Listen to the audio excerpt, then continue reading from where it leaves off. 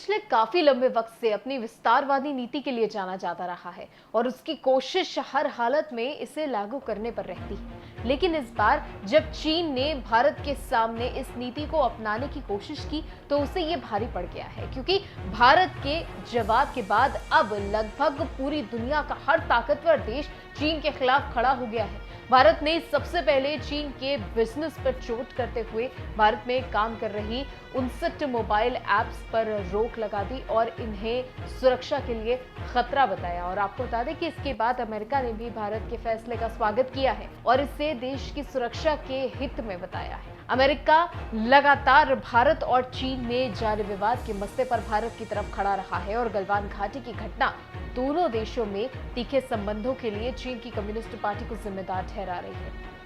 America ने भी चीन की 2 कंपनियों को सुरक्षा के लिए खतरा बताया है और उन पर बैन भी लगा दिया है। अमेरिका और भारत से इतर ऑस्ट्रेलिया लगातार चीन पर हमला बोल रहा है। बीते दिनों ऑस्ट्रेलिया में सबसे बड़ा साइबर अटैक हुआ और शक चीन पर ही गया।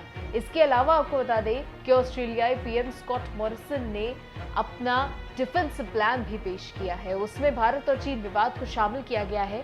दूसरी ओर आपको बता दें कि जापान के साथ पहले ही चीन का 36 का आंकड़ा रहा है, क्योंकि हांगकांग का मसला हो या फिर ताइवान का या दक्षिणी चीन सागर का विवाद, जापान हमेशा चीन के खिलाफ ही रहा है। और इतना ही नहीं, मौजूदा वक्त में दक्षिणी चीन सीमा में जापान ने अपनी नेवी को मजबूत भी किया है।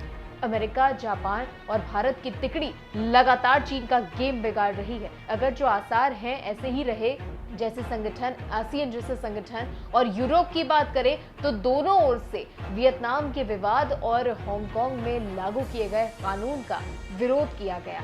ऐसे में चीन है वो चौतरफा हमले का शिकार हो रहा है। वो भी अब जब वो पहले से ही कोरोना वायरस के मसले पर दुनिया के निशाने पर रहा है, उसके ऊपर से अब ये भारत वाला मसला नया आकर के धमक गया है। आपको बता दें कि गलवान घाटी में झड़प के दौरान भारत के 20 जवान शहीद हुए थे, जिसके बाद देश में चीन के खिलाफ गुस्सा है।